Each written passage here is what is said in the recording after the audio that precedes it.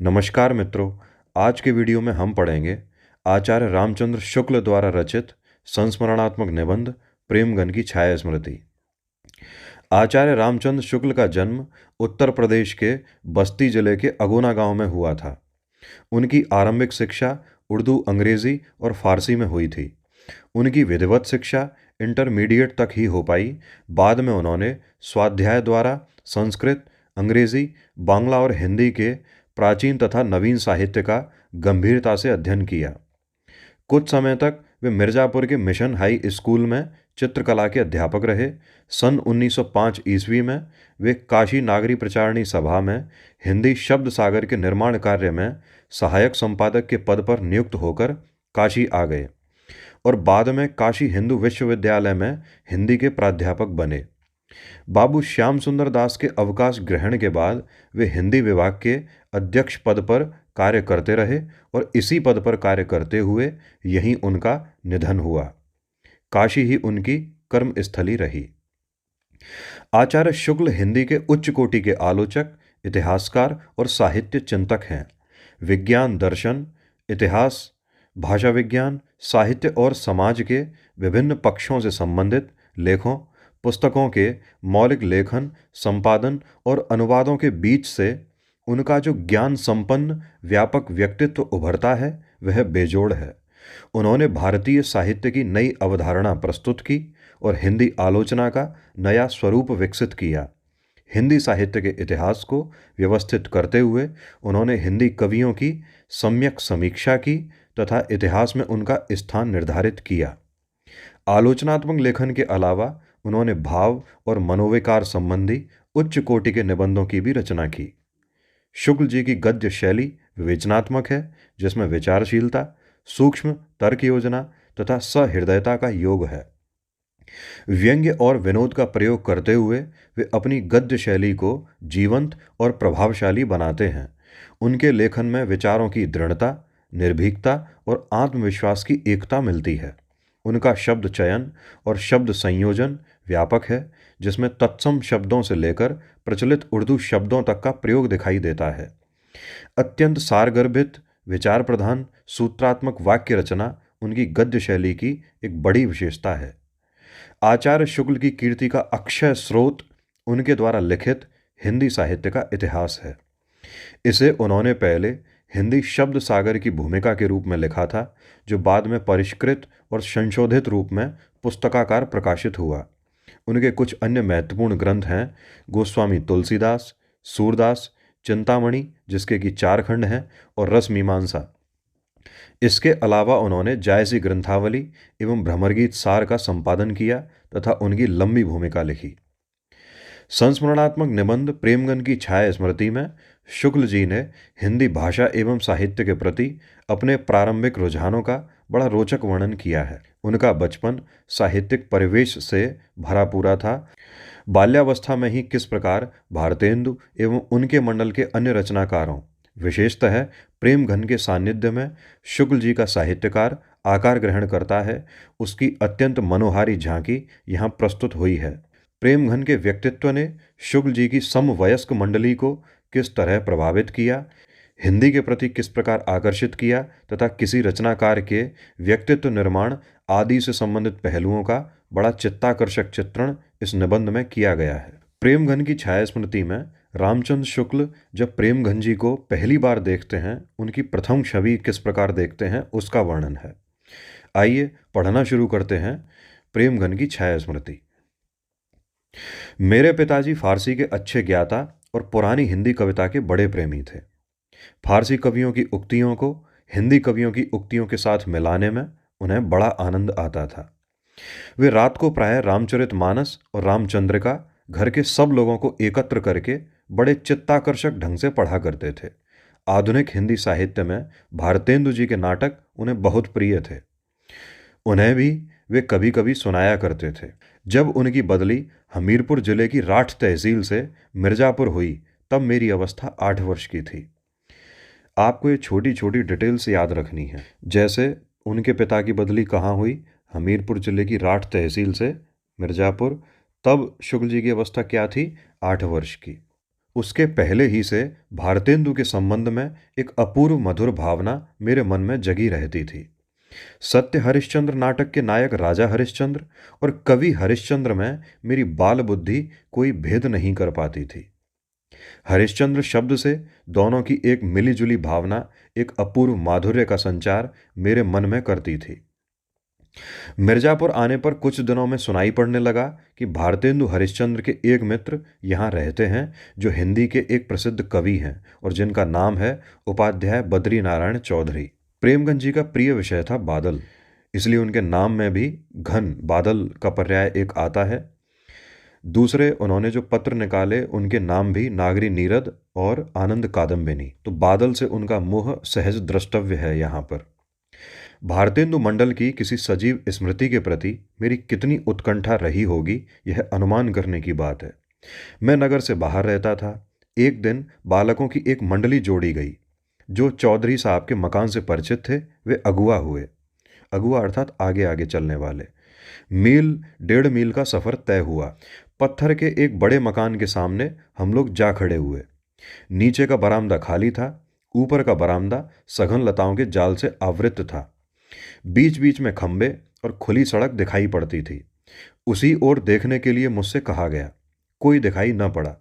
सड़क पर कई चक्कर लगे। कुछ देर पीछे एक लड़के ने उंगली से ऊपर की ओर इशारा किया। लता प्रतान के बीच एक मूर्ति खड़ी दिखाई पड़ी। दोनों कंधों पर बाल बिखरे हुए थे। एक हाथ खंबे पर था। देखते ही देखते वह मूर्ति दृष्टि से ओझल हो गई। बस यही पहली झांकी थी। भारतेंदु मंडल के किस कवि का रूप स्वरूप स्वयं भारतेंदु से मिलता था? इसका उत्तर होगा प्रेमगंज जी का। ज्यों ज्यों मैं सयाना होता गया, त्यों त्यों हिंदी के नूतन साहित्य की ओर मेरा झुकाव बढ़ता गया। क्वींस कॉलेज में पढ़ते समय स्वर्गीय बाबू रामकृष्ण वर्मा मेरे पिताजी के सहयोगियों में थे। भारत जीवन प्रेस की पुस्तकें प्रायः मेरे यहाँ आया करती थीं। पर अब पिताजी उन पुस्तकों को छिपाकर रखने लगे। उन्हें डर हुआ कि कहीं मेरा चित्त स्कूल की पढ़ाई से हट न जाए, मैं बिगड़ न जाऊं।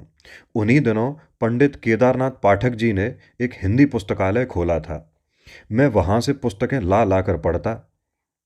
एक बार एक आदमी साथ करके मेरे पिताजी ने मुझे एक बारात में काशी भेजा।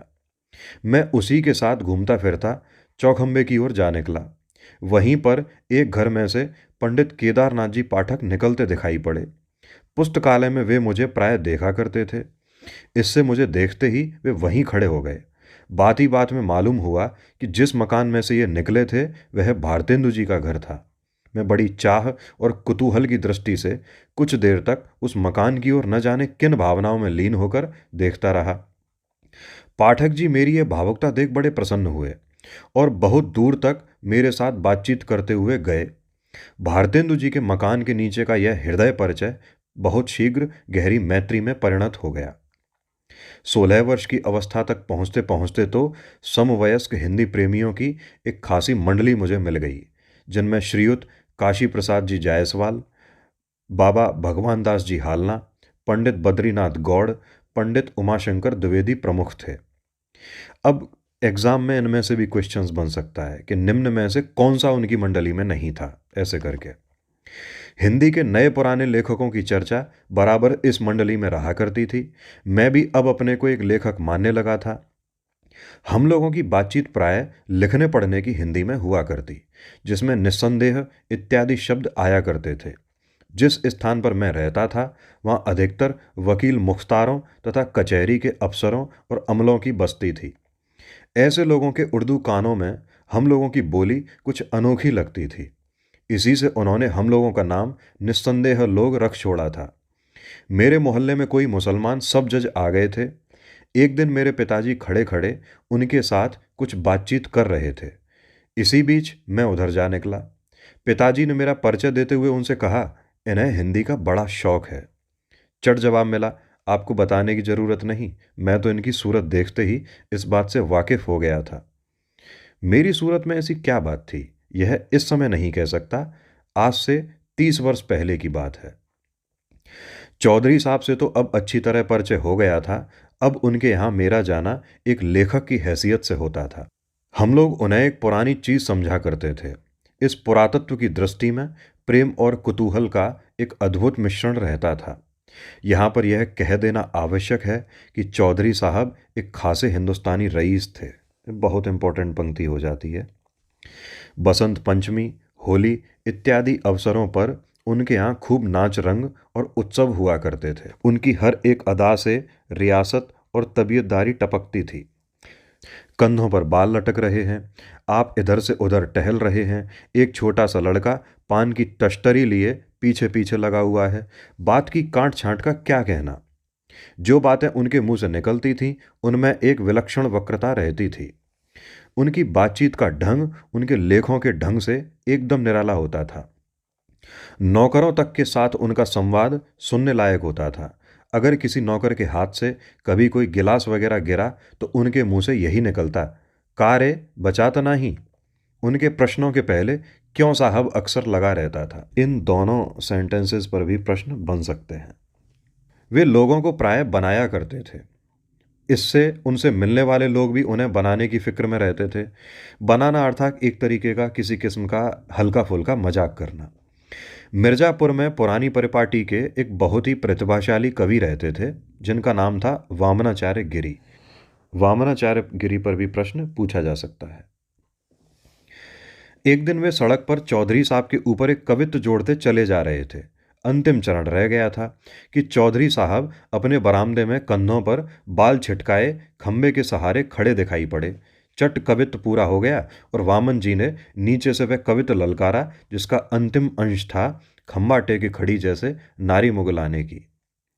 एक दिन कई लोग बैठे बातचीत कर रहे थे कि इतने में एक पंडित जी आ पहुंचे। चौधरी साहब ने पूछा, "कहिए, क्या हाल है?"